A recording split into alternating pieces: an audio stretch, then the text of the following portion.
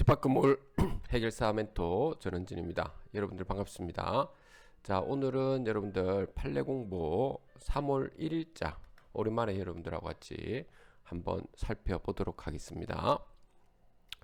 자, 그러면 간단하게 우리가 필요한 사항들을 좀 보도록 하죠.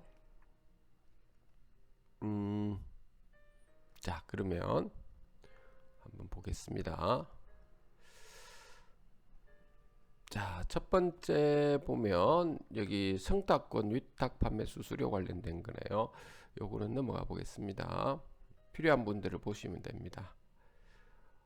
배당이에 관련된 거네요. 또 넘어갈게요. 우리 집합건물과 관련된 걸 좀 보도록 하겠습니다. 요거는 진실 화의를 위한 과거사 정리 관련된 내용입니다. 소유권 말소인데요. 요거는 지금 제가 다음에 한번 필요할 때 한번 보도록 할게요. 요거 한번 잠깐 볼까요? 채권 압류 및 전부 명령 이렇게 되어 있는데요. 집행채권에 대한 압류가 집행채권자가 채무자를 상대로 한 채권 압류 명령의 집행장애 사유가 되는지 여부를 좀 본다는 겁니다. 그 다음 이는 국가가 국세징수법에 의한 체납 처분으로 체납자의 채무에 대한 집행채권을 압류한 경우에도 마찬가지인지 여부 이렇게 되어져 있습니다. 그리고 집행채권자의 채권자가 집행채권에 대해서 압류 또는 가압류, 집행금지, 처분금지가 처분이 집행장애 사유가 해당하는지 여부, 그리고 여기 보면 국세징수법에 의한 체납처분의 체납자에 대해서 압류한 경우에도 마찬가지인지 여부, 전부명령 이렇게 제3자에게 송달되었으나 확정되기 전에 즉시 항고 절차의 단계에서 집행채권이 압류되는 등으로 집행장애 사유가 발생하는 경우. 자, 요 부분은 여러분들이 특히 건물에 이렇게 들어서고 난 다음에 건물에 우리 집합 건물에서 보면은 분양을 좀 해야 되니까 시행사 측에서 이쪽을 1층, 2층, 3층, 4층 이렇게 분양을 하지 않습니까? 그러니까 분양이 제대로 안 돼 가지고 분양이 제대로 안 되면은 이렇게 지금 분양 대행사를 데리고 와서 이렇게 임차인들을 먼저 넣죠. 이렇게 임차인들을 넣어서 임차인들을 넣고 나면 이제 여기에 소유자분들이 2단계로 이렇게 지금 들어오지 않습니까? 그렇죠. 살려고 하시는 분들입니다. 구분 소유자. 앉아 수분양자분들이 들어와서 여기 앉아 분양을 받는데 1년에 뭐 분양가의 5%에서 뭐 10% 또는 12%까지 이렇게 확정 수익금을 준다라고 해가지고 보통 지금 들어오게 되죠. 그 처음에 1년 동안은 주고 나머지는 이제 주지 않고 이러다 보면 결국에 이 시행사 측한테 소유자분들께서 채권 압류가 지금 들어가겠죠. 자, 요런 상황인 거죠. 여러분들 대부분 이렇게 좀 될 겁니다. 알고 있을 겁니다. 지금 이렇게 하는 데도 있을 테고요. 뭐 이런 경우가 없었으면 좋겠죠. 그쵸? 자, 이렇게 되는 상황에 대체적으로 여러분들이 시행사 쪽에 채권 압류 들어가는데 보면 여러분들이 재산 명시 신청까지 이렇게 한번 진행하든지 재산 조회 신청도 좋고요. 이런 부분이 들어가게 되면 여기 아까 여기 있는 것처럼 국세로 압류가 지금 들어오는 것들이 꽤 있을 겁니다. 여러분들 이 부분을 잘 눈여겨 봐줘야 되는데요. 전부 명령으로 해서 많은 채권자들이 있게 되는데 그 채권이라는 것은 1순위, 2순위, 3순위 이런 것이 없기 때문에 동등하게 배당을 받는 거지 않습니까?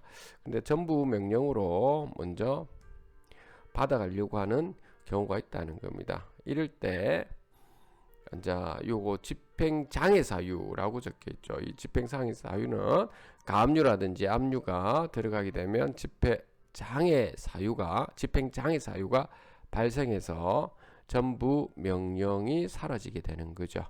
여기에 대해서 여기 나와 있는 겁니다. 그래서 여러분들께서 그래서 우선적으로 해야 될 것이 여러분들 반드시 지급 명령 신청부터 해서 있죠.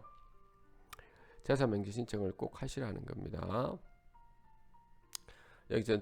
여기서 보면 전부 명령을 직권으로 취소한다라고 하는 거죠. 그렇게 해서 배당을 채권에 대해서는 균등하게 나누어 준다. 이것이 취지가 되겠습니다. 자, 넘어가겠습니다, 여러분들. 자, 뭐 요 정도 일반 행정 요것도 넘어가겠습니다. 학교법인 넘어가고 이제 형사사건에서 우리가 꼭 필요한 것들을 한번 보도록 할까요? 전자금융거래 나와 있네요. 자, 요거 가끔 의료사고가 있죠. 업무상 과실치상 이렇게 놨습니다. 의료사고에서 의사의 과실 유무를 판단할 때 고려해야 할 지금 사항이라든지 의사의 과실하고 결과 사이에 발생할 수 있는 인과관계 인정하기 위해서 증명해야 할 사실이 무엇인지 이제 요걸 보자라고 하는 겁니다. 자, 의사가 결과 발생을 예견할 수 있었음에도 여기 중요하네요. 예견할 수 있었음에도 이를 예견하지 못하였다거나 결과 발생을 회피할 수 있었음에도 이를 회피하지 못하였는지 여부를 검토해야 된다. 예견을 좀 보자라고 하는 겁니다. 자, 그 쭉 나와 있어. 의사에게 의료행위로 인한 업무상 과실치사상죄를 인정하기 위해서는 의료행위 과정에서 공소사실에 기재된 업무상 과실의 존재는 물론 그러한 업무상 과실로 인하여 환자에게 상해, 사망 등 결과가 발생한 점에 대해서도 엄격한 증거에 따라서 합리적 의심의 여지가 없을 정도로 증명이 이루어져야 된다. 이거죠. 그렇게 되는 게 맞죠. 처벌이 목적이 되면 안 되는 거죠.